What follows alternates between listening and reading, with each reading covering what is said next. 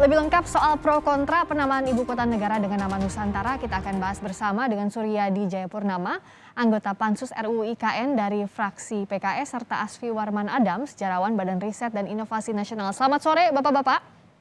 Selamat sore. Selamat sore. Assalamualaikum warahmatullahi wabarakatuh. Waalaikumsalam warahmatullahi wabarakatuh. Saya ke Pak Suryadi. Sampai sekarang PKS masih menolakkah nama Nusantara ini? Ya betul, jadi kita menolak bukan saja penamaannya, tapi kelahirannya sendiri kita anggap masih cacat, sehingga kita belum masuk kepada nama. Kalau kelahirannya saja bermasalah, apalagi namanya juga akan pasti menimbulkan masalah di kemudian hari, begitu. Tapi kan undang-undangnya sudah disahkan, sekarang gimana Pak? Ya memang sudah disahkan, walaupun mekanisme di DPR mengedepankan suara mayoritas, tetapi kami memandang bahwa kelahiran ini masih tetap bermasalah, baik secara formil, ya, prosesnya, prosedurnya, maupun juga secara material. Ya, cukup banyak substansi-substansi yang belum selesai dari kelahiran ibu kota ini. Sehingga akibat dari itu tentu saja akan menimbulkan masalah-masalah kemudian, termasuk masalah nama ini yang sampai saat ini tidak ada penjelasan lebih detail tentang kenapa nama ini diambil, begitu. Soal nama ini kita mulai, saya tanyakan ke Pak Asfi. Sudah dijelaskan dengan clear atau belum soal nama Nusantara yang dipilih oleh Pak Presiden ini? Saya hanya mendengar keterangan dari Kepala Bappenas bahwa ada 80 usulan nama yang disampaikan. Dan kemudian pemerintah itu memilih Nusantara gitu. Nah, kalau saya ditanya apakah setuju atau tidak dengan nama Nusantara, saya mengatakan setuju dengan berbagai alasan. Pertama, bahwa kata Nusantara itu sudah dikenal.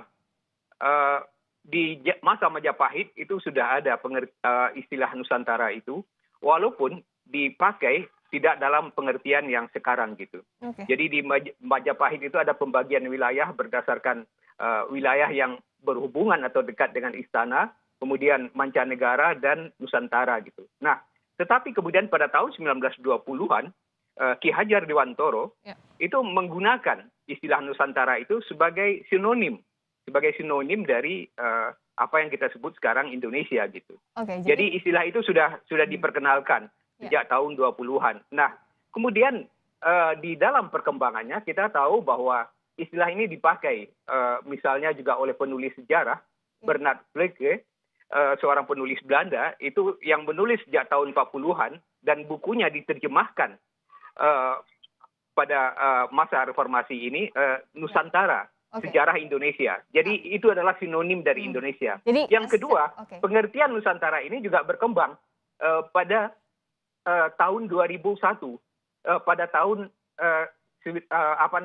tahun 2001 ketika Presiden Megawati itu menetapkan Hari Nusantara, 13 Desember sebagai Hari Nusantara.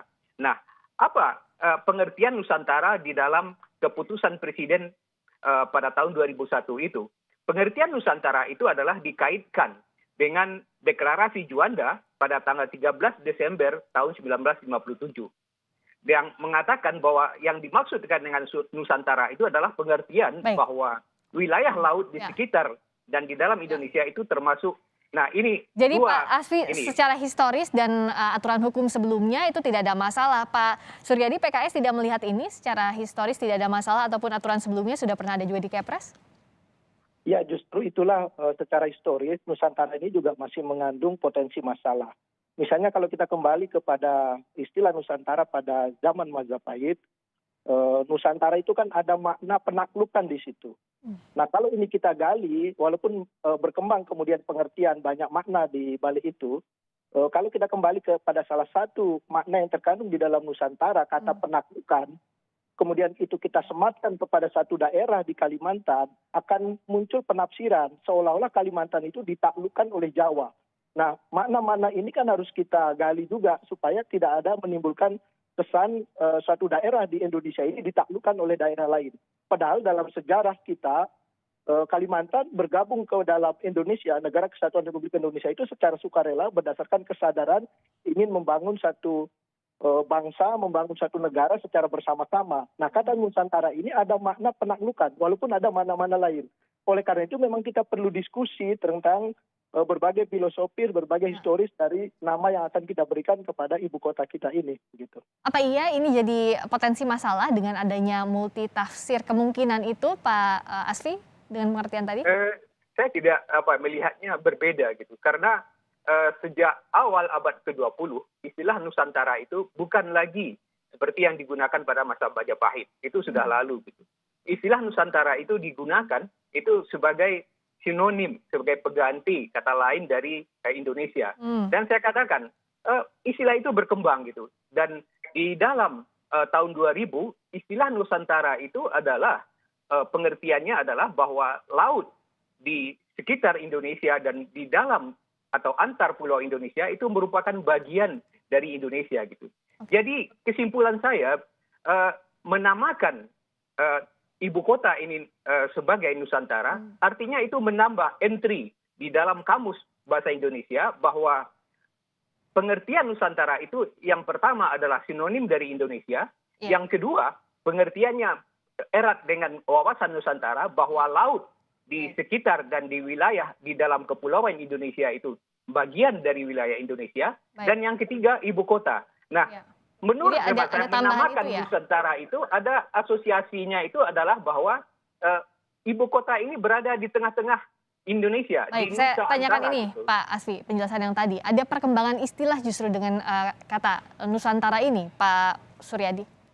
Iya betul, selain dari makna historis yang tadi salah satunya pada zaman Majapahit bermakna penaklukan, nah sekarang kalau kita gunakan Nusantara menjadi nama di satu tempat, satu bagian kecil dari Kalimantan Timur, ini justru kan kita mengecilkan bahwa Indonesia, yang kalau itu sinonimnya Nusantara dari Sabang sampai Merauke, sekarang kita mau memperkecil Indonesia itu hanya ada di penajam Pasir Utara.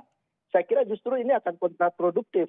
Ya, terlepas dari itu semua, disitulah masalahnya kenapa RUU tentang ibu kota negara ini perlu waktu yang panjang untuk kita diskusikan, tidak saja proses kelahirannya, tapi namanya saja tidak pernah didiskusikan secara meluas, ya, melibatkan publik, para pakar dari berbagai aspek, sehingga kita melihat ini kebijakan yang terburu-buru, ya, bahwa pemerintah punya tafsir tentang nama itu, tapi pihak lain juga punya pandangan yang berbeda, sehingga inilah harus kita diskusikan agar ke depan ibu kota kita ini tidak melahirkan satu masalah berkepanjangan.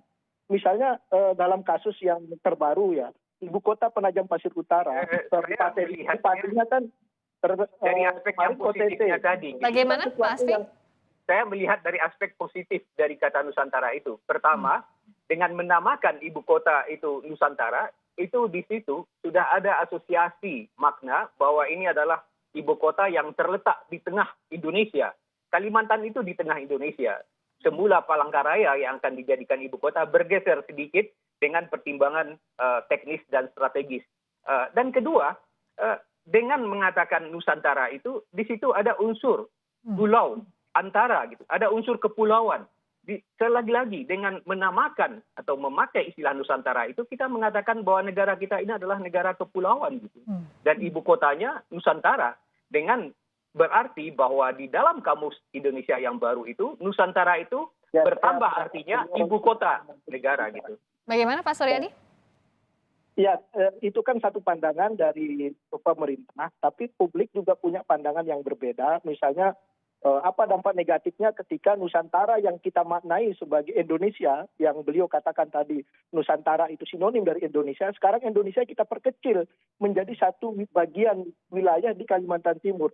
Ini kan menimbulkan perdebatan.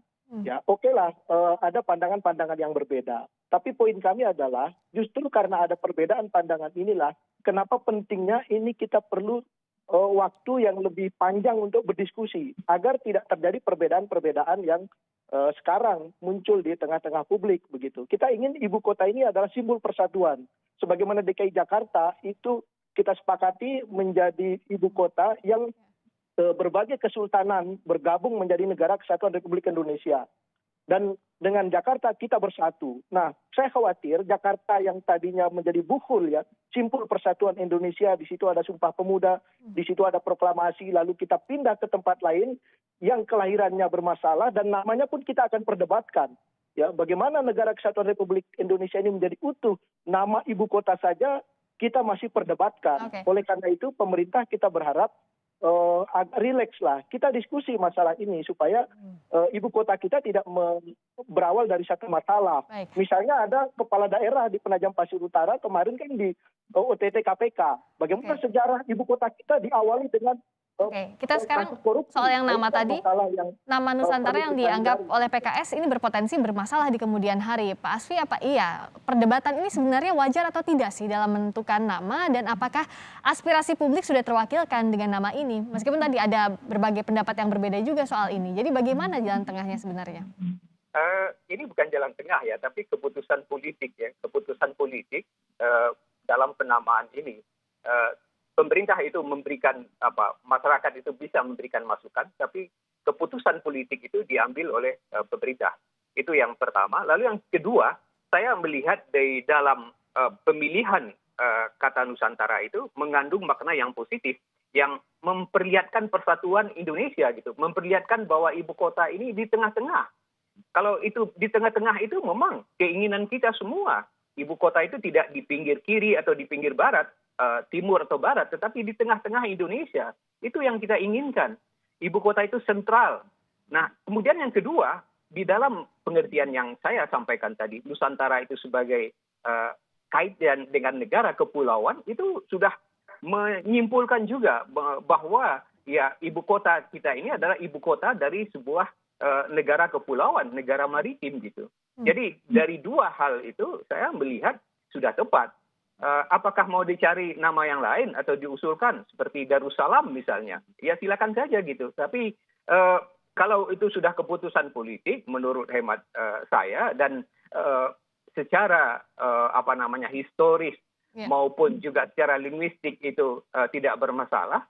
Ya kita tahu misalnya ibu kota dari Brazil misalnya kan juga. Jadi kalau dari Pak Asfi melihat ini tidak ada masalah dan justru maknanya ibu kotanya persatuan. Tunis. Gitu. Baik, Jadi saya tidak tanya ke ada Pak masalah Suryadi. juga. Jadi kalau PKS selanjutnya bagaimana? Ini kan setelah undang-undang ini disahkan, apakah akan tetap mengusulkan nama baru atau seperti apa? Sementara proses legislasinya kan sudah berjalan.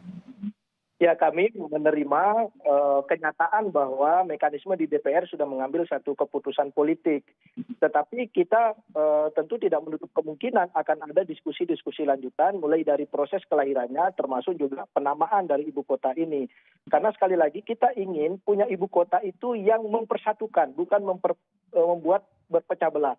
Satu contoh, bahwa ada makna-makna positif dari Nusantara, tapi tidak bisa dipungkiri dalam historisnya pada zaman Majapahit, Nusantara itu adalah penaklukan. Mungkin secara nasional ini positif.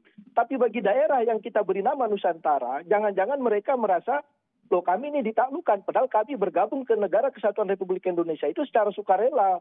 Nah, kan ini perlu kita antisipasi. Mitigasinya harus kita diskusikan supaya tidak tiba-tiba muncul nama Nusantara yang kemudian sebagian pakar juga mengatakan ini menunjukkan Jawa sentris. Kita ingin tidak Jawa sentris, tapi dari namanya saja seolah-olah ini penaklukan gitu. Tapi sekali lagi kami tidak mau terjebak pada nama. Baik. Karena masalah kita bukan cuma nama, kelahirannya saja bermasalah begitu. Baik, terakhir Pak Asfi, singkat saja. Jadi agar kalau tadi makna yang diharapkan persatuan, agar tidak ada perdebatan lebih lanjut, apa yang bisa dilakukan?